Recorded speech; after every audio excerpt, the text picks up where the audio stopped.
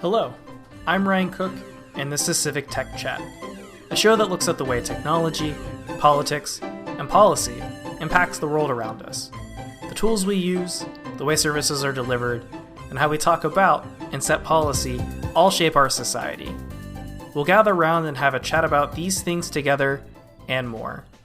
Either that, or maybe I'll rant about a topic for a while. Before we get started, I do want to let you all know that we've started a Discord for the podcast. There will be a link with an invite down in the episode description.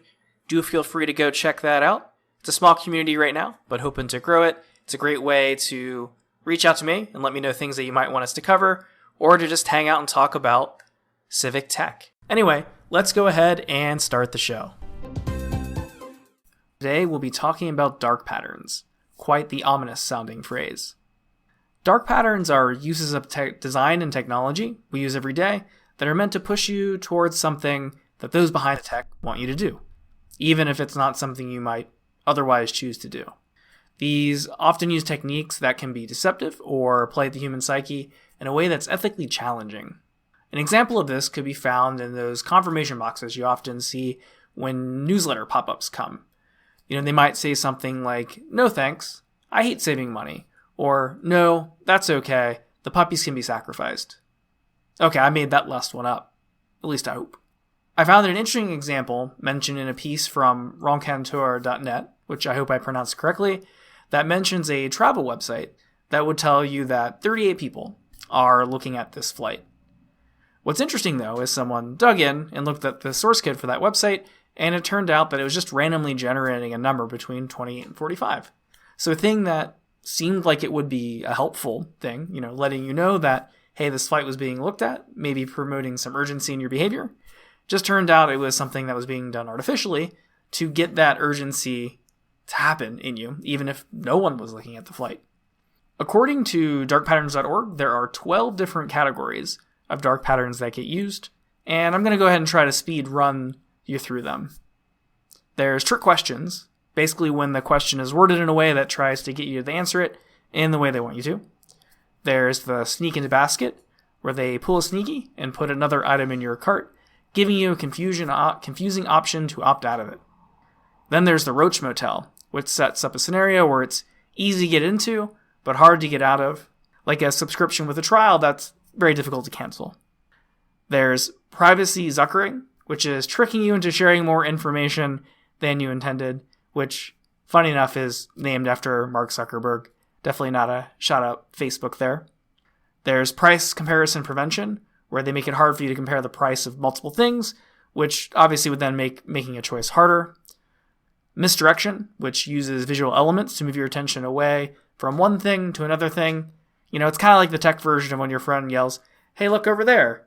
And you look, even if you didn't really want to, just a reaction. There's also hidden costs. When you go to checkout and all of a sudden there's a bunch of hidden fees that you weren't expecting just there in your cart. There's the bait and switch. Fairly self-explanatory, but you go to do one thing and an unwanted thing happens instead. We move on to confirm shaving, where you get guilted into doing something, very much like that example I used at the beginning with the newsletter pop-up. Disguised ads, which are ads that are disguised as if they're legitimate content that's totally not an ad. And forced continuity, which is when your free trial ends and they just start charging your credit card silently, like no warning at all that your trial was going to end. And if you top that off with the making it hard to cancel thing we talked about, well, this one can become quite a frustrating doozy. And lastly, we have friend spam, the annoying thing where an app asks for your permissions, maybe your contact list, some social media app, or your email, and then all of a sudden just starts spamming all your friends with information about their service. So why talk about this now?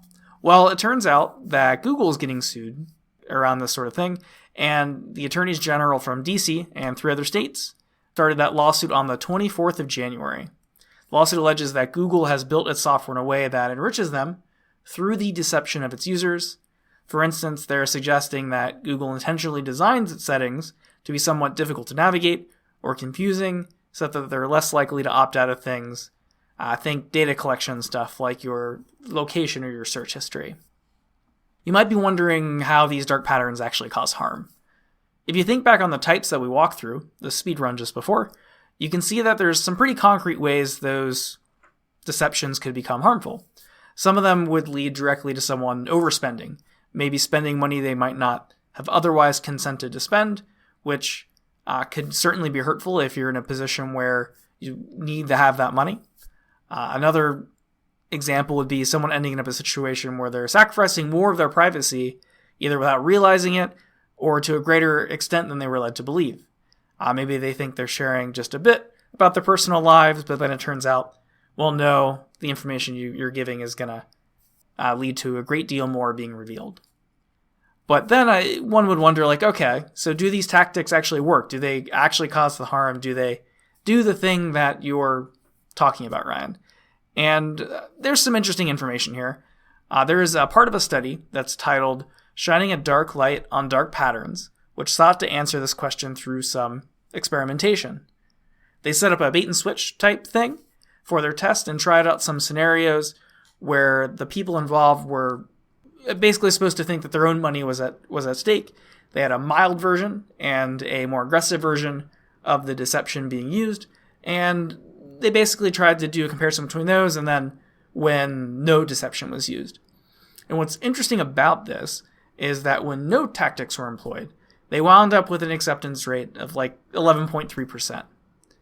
When they upped it to using mild tactics, that rate goes up to 25.8%. And when they went up to aggressive tactics, it shoots up further to 41.9%. Granted, this is, one study, and I don't believe they're making a causal claim, but it does seem to indicate some sort of strong relationship between the severity of dark pattern aggressiveness, the severity of the dark pattern being used, and the effectiveness of it to get a higher acceptance rate. So let's say we establish that, harm can be done, that some of these tactics may be effective. Is this practice even common? Is this like a real problem out in the world? And this is also something where some amount of study has been done. A sample was done of 11,000 shopping sites done by Princeton University and the University of Chicago. And in their sample data, they found that 11.1% of the sites in it had some dark pattern present. They also ended up finding a correlation between a website's popularity and the likelihood of it having a dark pattern. So then we've established that this is potentially a problem in the space, a thing that's probably going on. I would imagine then that there's probably something going on in public policy to attempt to address it. And the answer to that is there's some stuff going on that one can look at. In particular, the Federal Trade Commission released an enforcement policy statement late last year, I believe it was October, that warned companies that they're going to seek to go after them if they do illegally deceptive practices around subscriptions. And that could end up leading to legal action, like lawsuits and the like. And one thing that's interesting about this is that they lined out kind of what they call the 3 clear requirements for it. As far as if you wanted to avoid legal action. The first one of those is that there should be clear disclosure of the terms of the subscription in question. Importantly, they mention the idea of revealing costs and the way one might stop themselves from being charged in the future. Those 2 bits are pretty important, I would think, as they tie directly to one of the dark pattern types that we talked about. They also mention the idea of informed consent, which basically is, before you charge somebody for stuff, you need to ensure the customer is actually saying yes to something with proper information. There can't be something hidden lurking that they don't know about that maybe would have caused them to make a different decision, but you hid it from them and therefore they ended up consenting without that bit of knowledge. And then also easy and simple cancellation. This one sounds great. Basically, the idea is that it should be just as easy to cancel the service as it was to sign up for it in the first place. Basically trying to eliminate that Roach Motel style of deception where you make it really easy to get in, but then very difficult to cancel. There has also been action at the state level. California and Colorado have both passed legislation of their own banning the use of dark patterns. Violations in those cases can lead to fines, which for California is a heaping $7,500 per violation, which maybe individually doesn't sound like a lot, especially to a big company, but it's per violation. So if it's an application that has many, many users, that dollar value can start to add up quickly. So where does this leave us? Frankly, to me, this seems a lot like an extension of a thing that people have always done. People have always tried to trick others out of their money, out of their time, their valuables, in order to fulfill greed, for lack of a better way to put it.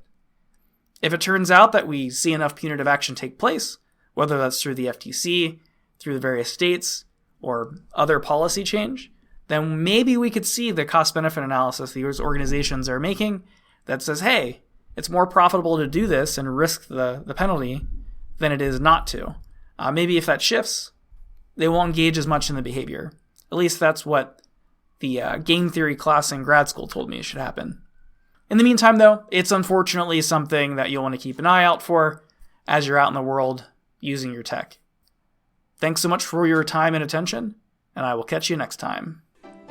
You can follow us on Twitter using the handle @CivicTechChat, visit us on the web at civictech.chat, or subscribe to us for content updates wherever it is you download your podcasts.